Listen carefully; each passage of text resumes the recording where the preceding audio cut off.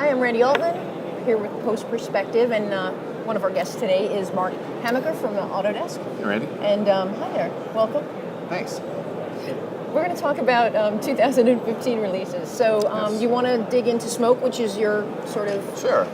wheelhouse, and then touch upon some of the other tools. Yeah, I can give you a little bit of everything that's kind of happening. So at NAB, we just announced Smoke 2015, and this is the first major update to Smoke since we announced it, and shipped it about a year and a half ago. We've had an extension.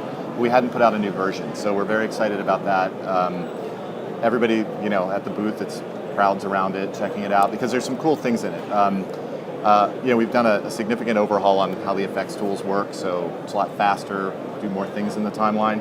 But I think what everybody's excited about is there's a Mac Pro sitting there, and they're running it on the Mac Pro with a nice, really fast Promise Thunderbolt 2 RAID. Nice. And it is really fast. So we've been working a lot with Apple to try to... Because you're using the GPU. Well, we're not even fully optimized on the platform. I mean, it's a lot of work because it's it's a great system, but it's very different. So right now we've got Smoke running on it, and like I said, it's really fast, and we're continuing to work with Apple to make sure that we can really take advantage of that platform.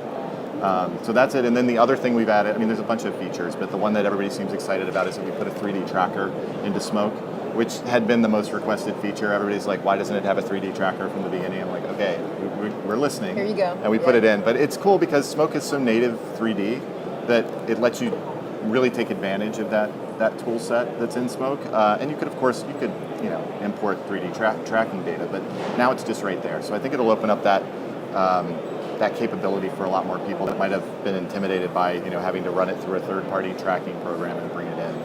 It's right there, so you can just track it, drop lights into it, geometry. It's all locked into the scene. Okay. What were some of the other? Give me two other top new additions to Smoke.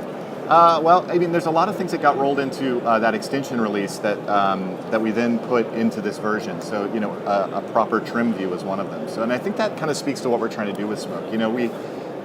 We kind of reinvented the product and took a focus that people coming from an editorial background are going to be using the product. And we're still really working to put a lot of that in there to make sure that, we're not trying to take the Final Cut market or replace what Avid does in nonlinear editing. But what we find is that people that edit, need those effects capabilities. So we want to make sure that environment is comfortable for them when they get in there. And you could edit in Smoke, that's cool. I think you're going to use it for the effects. But we want to make sure if you do have to make adjustments, the trim tools and things like that are in there. There's some improvements to the other thing that's cool in the timeline, and this is, I would encourage anybody that's tried Smoke in the past and is curious about trying it again. Once we put that trial up, which will be, I think, probably around the beginning of May, we'll have the new 2015 version available for a trial. You'll find that the timeline tools have been really enhanced, right? So we kind of stripped out some of the old tools that were kind of legacy. We brought things like Action right to the timeline, which Action's our 3D compositing environment. It's the place you spend a lot of time. And you can get to that right from the timeline. So I think, things like the usability enhancements, things like bringing the proper trim view in and putting that in the full release, as well as like just really optimizing and bringing those essential effects capabilities to the timeline are things that people will like a lot. Okay. Now, can you talk a bit about the subscription model for the products? Yes, so that's another thing that we've announced, which is starting with the version that comes out in May, Smoke's going to be available exclusively as desktop subscription. So that'll be the way to go forward. Yeah, okay. That's where new features and updates are going to come in. Okay. And the pricing on it, we launched, we were calling them rental plans last year for our animation products and suites. Now we call that desktop subscription, which is a mouthful in the dry desert air. Yeah. But the pricing framework is very similar to what we had done with 3ds Max and Maya. So you can actually get started with Smoke for under $200. It's $195 a month. And then the way we structure our plans, that you can do a 3-month plan, which is $545, and then a 12-month plan, which is $1,750. So you save a little bit on the longer you commit to it. Okay, and you rolled this out with Smoke. What was the thinking behind doing this kind of model with Smoke? I think a lot of it ties into who we've been seeing using Smoke, combined with what we've learned from having the subscription plans, the term-based offerings for other products. Now, Smoke's the only product that's being offered this way. Okay. I think it's, the pro video market, there's a lot of companies doing this. Adobe definitely, bravely blazed that trail. Yeah. But what we've seen is that the rental adoption or the people using the rental or the term-based offerings are newer customers, and it's people that like can't really afford that capital expense of software coming in. I mean, of course, you have people that need to add a few seats for a big project or something. Right. But with Smoke, knowing that it's new people primarily that we're targeting and that are using it, starting out for under $200, trying it for a few months or even the 3-month, $545. That's pretty Right. amazing considering it was like $3,500. Yeah. It was $15,000 before that. So it's really trying to just lower that barrier of entry and make it more accessible to people. Yeah. And we're excited about it.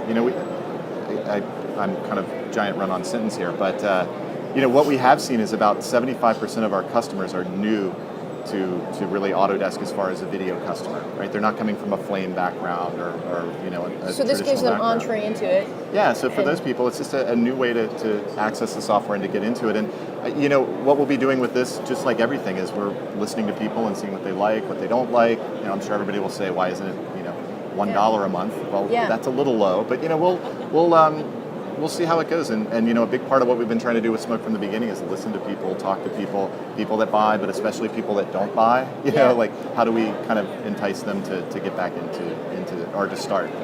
Great. Do you want to quickly touch on Flame 2015? Sure. Just the Yeah, highlights? it's actually a big year for Flame as well. And if you come by our booth, you'll see there's a lot of stuff going on. What we've tried to do with Flame is really highlight the work that people are doing with it. So we've got, I think, a record number of guest presenters coming from the Flame world. So that's cool, even if you're not really considering buying a Flame, although you should.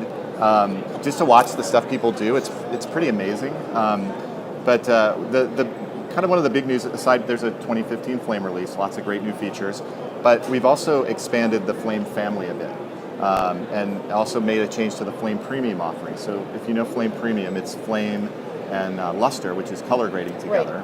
Right. And what we've done is we were looking at how people were working, and there are two things. First of all, we had a lot of people interested in Flare and those workflows, and Flare is an assistant product that we created to work with Flame a few years ago. Mm-hmm. So now Flame Premium is going to include a license of Flare as part of that. That's one thing. Okay. And then to tie it back to Smoke, we actually learned a lot about those. I said 75% were new to Autodesk and not previously using a Flame or a Smoke. Well, what we learned from that other 25% is that they were taking Smoke and using it in their Flame workflows. A lot of times they were using it for some of the effects tools, but a lot of times it was like, timeline conform, versioning, it was compatible with Flame. It wasn't really what we built it for. So we saw an opportunity here to kind of say, well, let's just create something specific for them. So we're introducing something called Flame Assist that it's exclusively available to Flame and Flame Premium customers. It's going to be included in Flame Premium, and it's basically the timeline, it's basically Smoke right now, but where that product will continue to evolve is as a product that supports those Flame workflows, right? So it's kind of cool. We're taking Smoke and saying, okay, we're going to have this subscription version that's really for this new market that we're coming into, and then to make sure that, because that's aimed at new customers, editorial background, but to support our Flame customers, we're going to create Flame Assist, and that's going to help them with their workflows. So it's and they can kind of both go in different directions, and it doesn't force Smoke to have to serve those two markets that have pretty different needs, really. Absolutely. So we're excited. So, and it's also the first time there's been a Mac-based part of the Flame family. So that's cool. Yeah, that's a big deal. Yeah, it's one of the biggest NABs we've had in a long time. So lots going on. Oh, very cool. Well, Mark, thank you. Thank you. Thanks for coming by. We'll be back.